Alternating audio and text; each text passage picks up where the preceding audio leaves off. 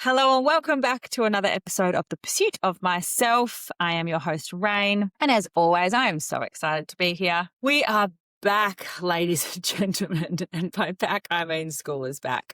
Wow. What an incredible school holidays. My daughter only went back to school yesterday.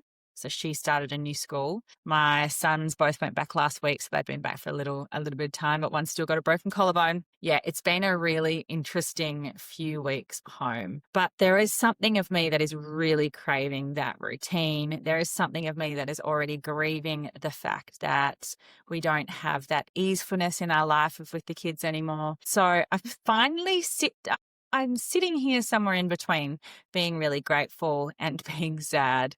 And then also I think about the school lunches. So I am excited to I don't feel like I'm kicking off this year, but I'm excited to really get stuck into routine with work. And that sort of comes into what today's episode's about. So last week, if you heard, I did the 10 lessons that I've learned my last couple of years. And they're big lessons. And that was inspired by my 43rd birthday. Get your pen and paper, ladies and gentlemen, which was on the 1st of January, I might add. But that was a really big episode for me because I know a lot of things that we reflect on in lessons and learnings and upgrading and businesses and relationships and connection and all these things. We feel like, yes, they're lifelong commitments and journeys, but also we can change things so quickly. You can literally decide to change now. Most people will wait for pain before they change. Most people, probably 10% of people will do it from passion.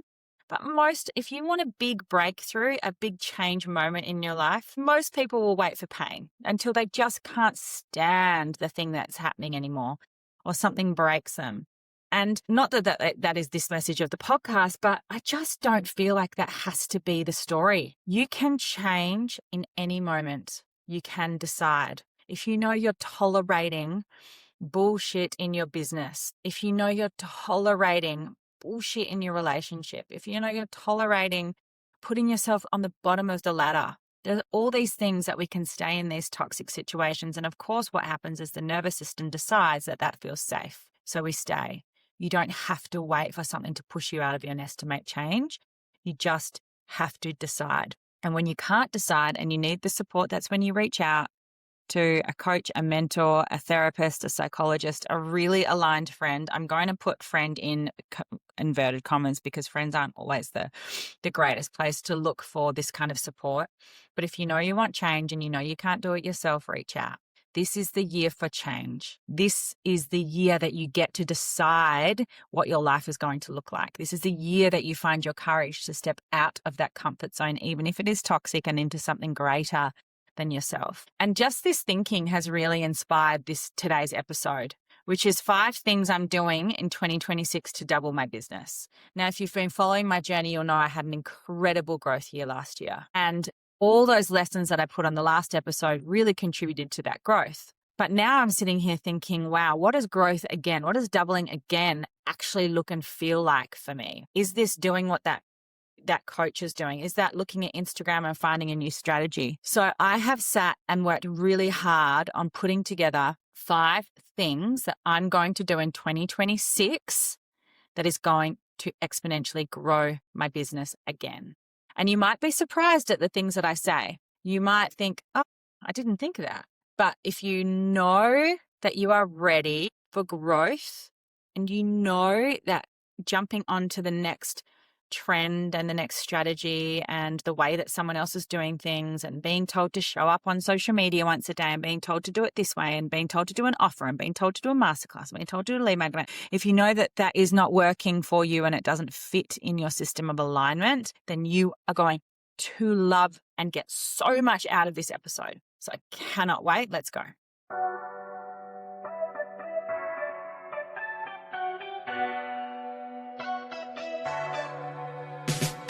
Welcome to the Pursuit of Myself, the podcast. Here we take ownership of our healing. We rewrite the rules, we turn knowledge into wisdom, and we lead our lives with intention. I'm your host, Rain, and it's my mission to empower you to get back into the driver's seat of your life. So if you've been consuming, learning, preparing, and waiting to feel ready, then this episode might actually be quite uncomfortable for you. Because, ladies and gentlemen, growth does not come from more information. It comes from the moment you stop negotiating with your comfort. So I have doubled my business more than once, and it's never been because I have worked harder or done more hours or been burnt out. It's been because I became a different woman. So today I'm sharing the 5 decisions I'm making in 2026 that will do it again. And you might be surprised about what I'm going to say, because this is not theory. This is not motivation. This isn't to rev you up, but this is leadership. First, I want to position how my 2025 has been. It has been phenomenal. I'm so proud. I'm so grateful. I have absolutely loved creating what I created in 2025. I feel like there was so much of me that was pushed out of my comfort zone. I feel like there was so much of me that was stretched.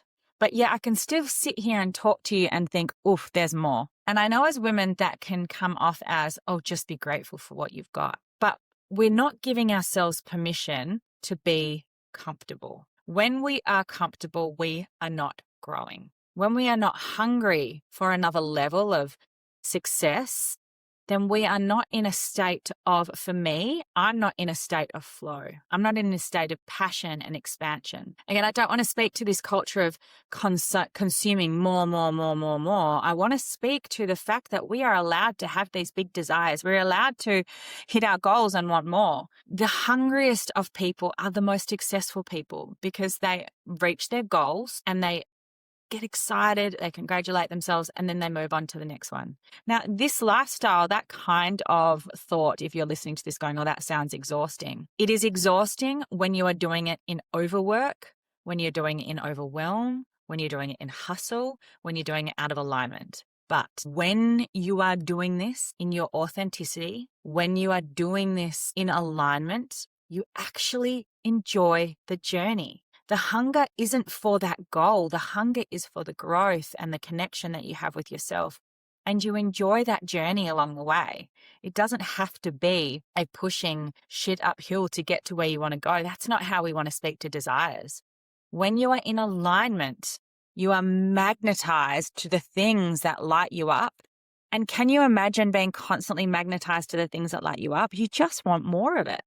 So first of all, I'm giving myself and giving you permission to be in that state of wanting more, but wanting more from a place of alignment, because you get to continue being excited and creative and passionate about your life. And that growth, that doesn't come from more strategy, but that kind of growth that I'm speaking to, those kind of desires that you're working towards, these all come from identity shifts. So expansion, as I'm seeing it, needs to be uncomfortable. When you are comfortable, when you are just, putting one foot in front of the other, but in an easeful way, yes, it is a beautiful, peaceful place to be, but it is not in expansion and growth. And this is where I want to come to terms. Well, I think a lot of my clients, I know a lot of my clients actually, when they come to me, we do the wellness routines. We make sure that we are well rested and we're meditating, and you're going to your sauna and you're going for your run and doing all the beautiful things that you do. And that is all fantastic and a really good nervous system regulation and a really good practice to have to keep you centered. But what I find is we've really tipped over the edge of wellness. Because what happens is when we're in self-care, which everyone needs to be in self-care, we are self-soothing. When we are self-soothing, we are not in growth. Now, I'm not telling you to go burn down your wellness regimes, because this is what I'm going to come to. But what I am going to tell you, and I would like you to consider, is if you are in for a growth year, consider if you're using your self-care to shy away from your growth. Because when you're in business and life gets uncomfortable, when things aren't going the way that you want them to, when you get rejection, when that check doesn't come in, when the money doesn't get debited in, what do? Do you self-soothe and try another strategy? Or do you face those uncomfortable frustrations and fears and self-soothe at the same time and then try and solve the problem? We are relying so much on the soothing phase that we are completely neglecting the skills that it takes to grow, which is to be able to face yourself in those uncomfortable moments. So we need to start setting some boundaries within ourselves that the self-care and the wellness is, yes, imperative, but are we using it to cover up the fact that we are uncomfortable in our business or uncomfortable in our life? Okay. And this is the expectation and the standards that I want you to start setting, because this is about refinement, discipline, standards, and commitment, not self-care, and certainly not hustle. So the first thing that I'm going to do this year is refinement in my identity. This is number one. So business growth follows identity refinement, not reinvention. So my growth has come from letting go of a lot of self-doubt and old patterns. In 2026, to stand in my authority, to be magnetized or to be a magnet to the clients and the wealth and the experiences that I want, it is not going to tolerate self-doubt. It's not going to tolerate my shoulds or softness or fluff. It might make it palatable, but it will not attract the business growth that I want in 2026. So the commitment is that what do you need to let go of, or what do I need to let go of in 2026 in order to be standing more in my power and in my truth to attract and completely magnetize my desires to me? So the key to that is outgrowing your shoulds, your softness, the fluffiness, how you show up. Because the real cost of not being fully yourself, the real cost to you is time. Because how often we procrastinate, lack motivation, second guess if it's not in alignment. And the real cost of that is clients, because they can't connect with your authority. They're connecting with a fluffy version. And when we are showing up fluffy, that's all you're going to attract. It's going to cost you money and it will cost you your confidence. So there is so much noise on social media about how to do things that we're really losing trust in the identity piece of who am I and who do I need to be? And when we swim around in this gap, not knowing which way to turn or how to do it, the decision to burn it all down, which actually happened to me a couple of weeks ago, the decision to want to go throw in everything and start again, it ruminates. Because the uncomfortableness of me stepping up into that next level of 2026 and being more of an authority and more of alignment and more authenticity is like, oh God, can I really do that again? How do I even go deeper with myself than I have ever before? So instead of actually feeling that, and this is what happened, I started working out my goals and working out what I wanted. And then I just got so overwhelmed that I wanted to stuff this. I'm gone. I'll burn it all to the ground.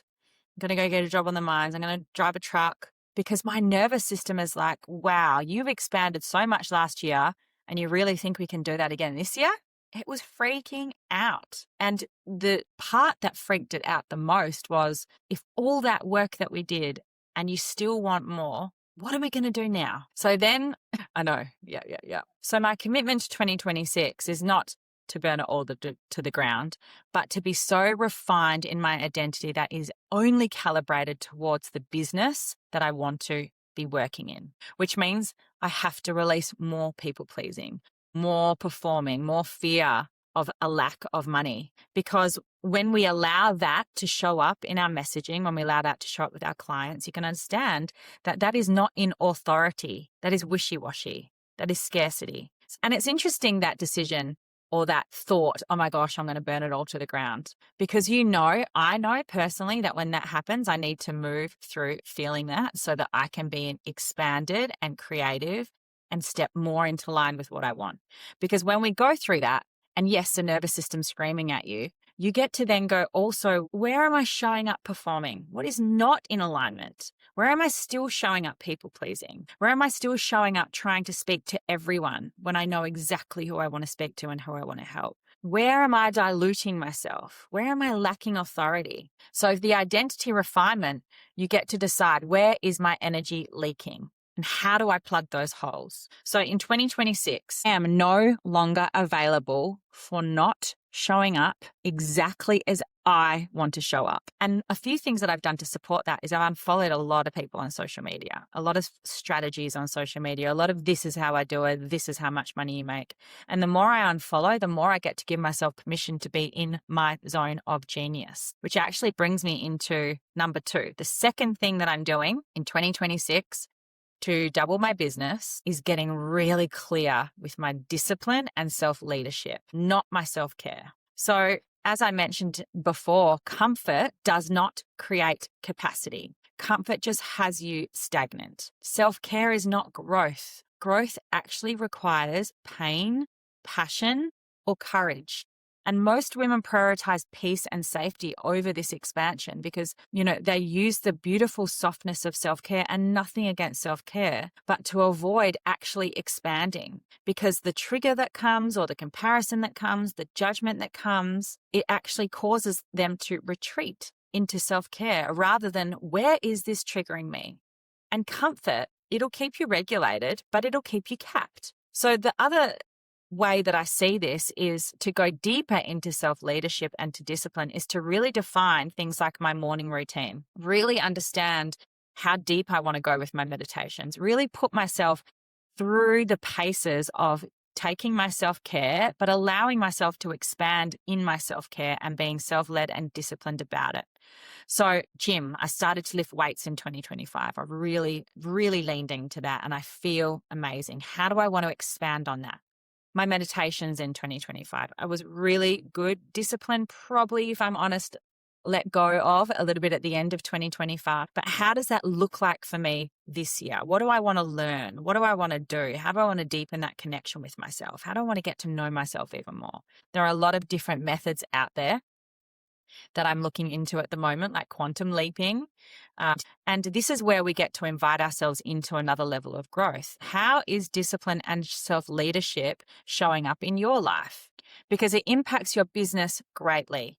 When we are not in discipline, self-leadership, it is hard to have clarity on which direction you want to go. It's hard to have authority. We second guess ourselves. I mean, if you say that you're going to get out of bed in the morning and go to the gym and you're not doing it, how is that an authority and leading yourself over your own life, right? It costs you momentum. And if this 2026 is the version of me that needs to double and grow and expand and hold more space for people and write, deeper programs and deepen that level of connection that I have, then it is going to require more discipline and self-leadership than I've ever had before. There's the level of discipline and self-leadership that you need to really build trust. And we need to understand that trust is built with evidence. So when you can say to yourself, this is what I'm going to do, and actually do it, then that is where we build self-trust. And self-trust says, hey, I trust that I'm going to do what I say I'm going to do.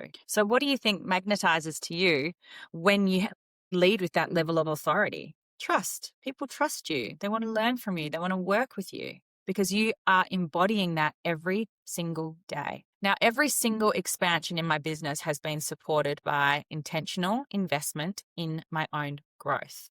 And that is not going to change in 2026 because I know the evidence is so remarkable. And this brings me to number 3. I'm committed to investing in personal growth. You cannot expand in rooms that mirror your current identity. And we talked about this on the masterclass this morning. When you are not being expanded in rooms, when you are not being held accountable, when you are not in rooms that inspire you, you stay capped because your current identity is just holding the space that you are holding right now. If you want to expand, and if you want to do what I'm doing in 2026 and double my business, if you've got this, then we need to get in rooms that you are feeling growth, because familiar rooms, they feel safe, but they actually cost you this momentum because you just sit there and you are, networking, and you might create some great friendships.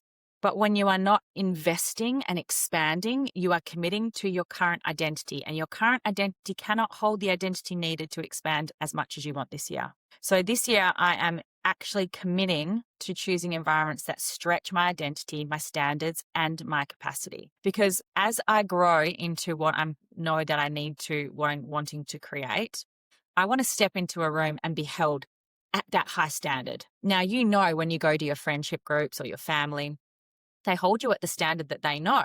Now, there's nothing wrong with that, but you can imagine being like, I need this identity and I'm upgrading and I'm up-leveling because this is what I'm doing. And then you go back to your normal life and your self-concept is always going to be capped by how people look at you. because it is hard to show up in those circumstances and holding that space for yourself. So by choosing environments that stretch you and your identity, then you get to keep showing up and practicing being in that energy.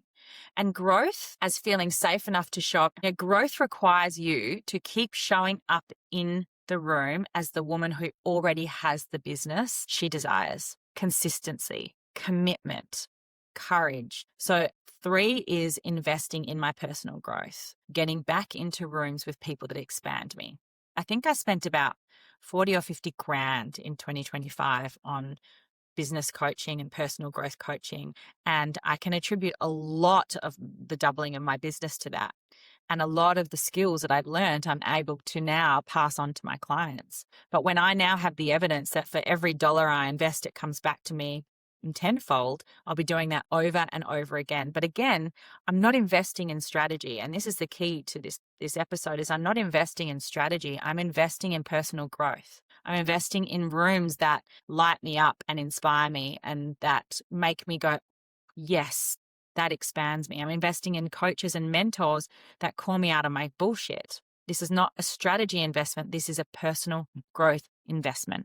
So number 4 is sharpening my message and my standards. So as I talked before about magnetic messaging is not about hooks and strategies. Magnetic messaging is about an identity. Who are you showing up as? Because your messaging becomes weak when you are trying to please or get clients. What I do get caught up in, and I said this a couple of weeks ago, is I do get caught up in trying to speak to everyone and trying to please everyone. All my messages are about authenticity and alignment and identity, but I'm also trying to speak to everyone because I don't feel like I want to leave anyone out. But the problem is I no longer then really speak to anyone because I'm in that people-pleasing state of trying to get clients rather than trying to magnetize the clients that I know that we can create absolute magic with. So by me diluting myself and not sharpening my message and my standards, I'm not speaking to the authority that I own in my space. So I'm committing next year or this year, 2026, to not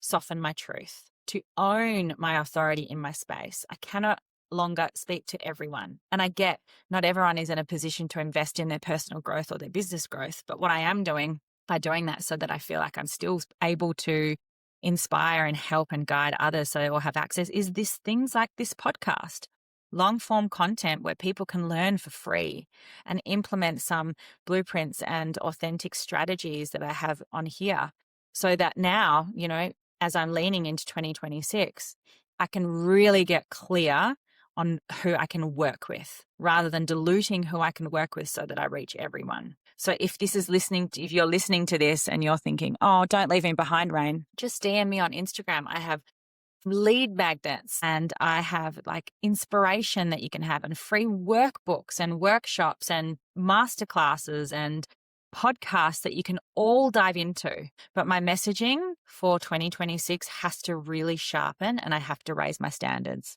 Because by diluting myself, I can no longer lean into, by diluting myself, I'm actually not being a magnet to who I want to work with. So that is my new standard. My message, every message that I put out there must feel exciting in the body before I share it.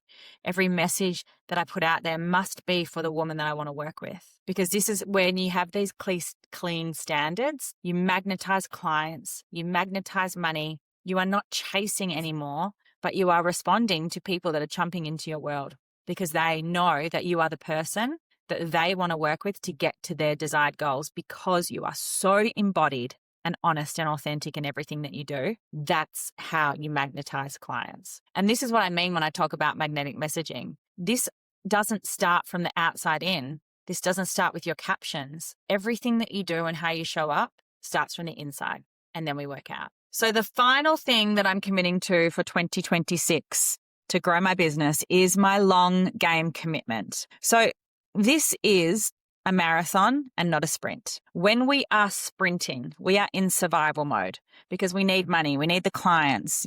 But when we have that really long game, we start working out of the plateau and start working out of the short game, and we start going, what do I really want to create? And if I had, actually, my coach asked me this the other day, if I had $10 million in the bank account, what would my business look like? This is the long game. What would you no longer be doing? What would you want to be doing? And I'm going to have 3 days off this weekend to really go deep into myself to answer this. I feel like I just need to shut everything down for a couple of days and really, really go through my process. But my long game, like, what is it? What do I want? My long game is to actually bring community together, to get women in a room where they are inspired and growing, and where they're expanding, and where they're bouncing ideas and networking and loving on each other, because that is where I know in all my years of doing this that is where so many women thrive. And when we are looking at the short game, we are in that survival of needing that next thing. And I've played that for a long time. I'm only really starting to get into this long game now. But what it can feel like when you're in this short game is you sort of waiting to feel ready. You're waiting for that end of the year, that light bulb moment. You know, you might be circling your business for 6 years and you can't choose yourself yet. Waiting to be ready. When you are fence sitting, you are constantly learning and not taking action. When you are watching and reassessing instead of actually deciding and moving, you are playing the short game because you don't have this bigger picture. And at some point, there has to be this line in the sand. No longer negotiating with my comfort. I'm no longer negotiating with my survival mode. I'm no longer negotiating with my sprint. What is the big thing? And all my actions working towards that. All my actions working towards my 6-month mastermind and my live events. Every single action, that is my long game, ladies and gentlemen. I just let the cat out of the bag. That is my long game, is to have a thriving mentorship, which I already have women in, which is so exciting. And getting women in the room to expand themselves and doing live events. That is my long game. So everything that I do now, my commitment in 2026 is only working towards those goals. No more little sprints here and there. No more little, week VIP things. No more like little things. It's like everything that I do is towards trusting and knowing that that long game is exactly what I'm working towards and why. Because when you draw this line in the sand, when you are no longer negotiating with your survival mode or your comfort, that full commitment that you make, it shifts business from chasing things to attracting. And that is what we are here for. We don't want to go into hustle and burn out and work more hours, right? Depending on how many hours you're already working. But you do want to go into alignment and into magnetism. And when you are so clear, when your identity is so clear, when your messaging is so clear, when you know, like these, for me, these 5 things are what I need to do to upgrade and up level again this year. When that is everything that you work towards, you do it in this way of joy. If you get triggered or start comparing yourself, it's like, that's interesting. I'm really curious about what I'm making that mean about me. We don't see it as a roadblock. We see it as a roadmap. And that is how we grow. That is how we become game changers. That is how we keep our uniqueness alive. That is how we give ourselves permission to step into our power, is understanding yourself so deeply that you are able to face your fears. You are able to look at your discomfort without self-soothing, that you are able to see this bigger picture, not the sprint, but the marathon that's ahead of you, so you know what you're working towards and why. So the invitation to myself is to write deeply, which I've already done because I'm giving it to you in this podcast, my 5 things that I'm committed to. I'd love for you to find yours so that you can figure out what your roadmap is to growing and commit to it, really commit to it. This is not about doing more. This is becoming available for more. This is not about overworking and hustle. And this is about how do I become available for more of what I want? Okay. So positioning yourself in your work, in your life, in your business as the leader, not a tactic-based program. How can you lead yourself more in the direction of what you're trying to create and what you're trying to do and where you're trying to go? If it's more money that you want to create, how can you get honest about your money leaks? If it's more clients that you want to reach, how can you get honest about where you're not embodied in your messaging? If it's a deeper connection in love, how can you get honest about the conversations that you're willing to have, right? This work is constantly, and you'll know about bringing it all back to yourself. And that is what I wish for all of you in 2026. That is what I'm doing. That is what I would love for you to do if you're listening to this. I know that you're either entrepreneurial minded, you're growth minded, you're ready for a transformation, you're wanting having a breakthrough, you're ready for it. My invitation to you is when? Now. I want you to say now, because 2026 isn't asking you to push things aside and pretend it's not happening. It's not asking you to get all the knowledge, do nothing with it. It's not asking you to try harder. It's asking you to decide and then be embodied in the vision that you have for yourself. So they're my top 5 things. That was pretty intense, but I know that you'll get a lot from this. I would love to hear from you on Instagram. I'd love for you to comment on this podcast. I'd love for you to subscribe. If you know someone that needs a bit of motivation and kick up the bum with their business, they've been circling it for ages and they're ready for growth, please pass this on. And I would love to hear from you. So happy this will be done on a Wednesday, and I will see you next week.